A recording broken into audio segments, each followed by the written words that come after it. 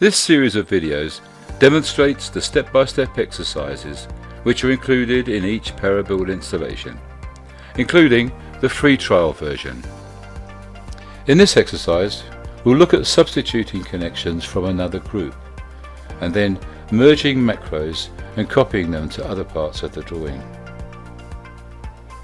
Open the View Manager, and at the top of the window, click on the Color Styles drop-down and select Subparts Only.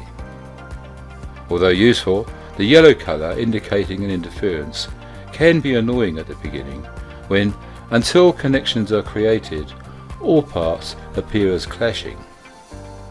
If you do this, remember to switch back to the subparts and audit mode at a later stage when connections are drawn, where it's important that you can see potential clashes and interferences. From the main connections menu, click on the apex icon, then zoom in and select a left side rafter, and then the corresponding right rafter. For this exercise, none of the proposed options are suitable because we want to connect a horizontal beam directly at the apex, and the end plates or welds would be a hindrance. So we'll search for an alternative. From the Selections dialog, click on the Search Library button, and Parabuild will conduct a search from the Connections library. This may take a short while. The Selections dialog will then appear with alternative connections, but note that the application of these alternatives comes with a warning. In this case, it's been heeded, so we'll select No Reinforcements, and then press Enter to confirm. In this example, the Apex Connections group didn't contain the desired connection.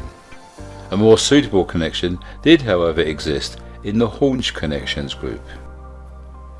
The Search Library button will search the entire library, so it's not that important that you know the correct group for your connection, just as long as you first select the continuing profile and then the second profile that should be shortened. So, activate the Bolts tab and change the number of vertical bolts to 3. We'll now add web stiffeners to the left side rafter. From the main connection menu, click on the stiffeners icon, and following the command line prompt, select the left side rafter. From the Selection dialog, double-click the connection Stiffener to Point. Zoom in to the end of the rafter on the right side, and then select the bottom endpoint, and press Enter to confirm the point as a selection. Then press Enter again to end the command, and close the open dialog windows. The point chosen on the rafter to the right was projected to the rafter on the left. This way, an exact location for the stiffeners can be determined. The stiffeners location will remain dependent on the endpoint of the right side rafter. We will now merge the two macros. Select the large macro sphere on the apex connection, then select the small sphere of the stiffener and press Enter to end the selection. Click on the drop-down arrow at the bottom of the dialog and select Propagate. This will copy the connection to the other 39 apexes of the structure.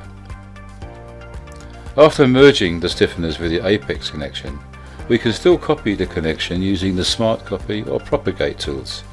However, this tool won't work if you use a line, polyline or plate as a base in one of the merged macros.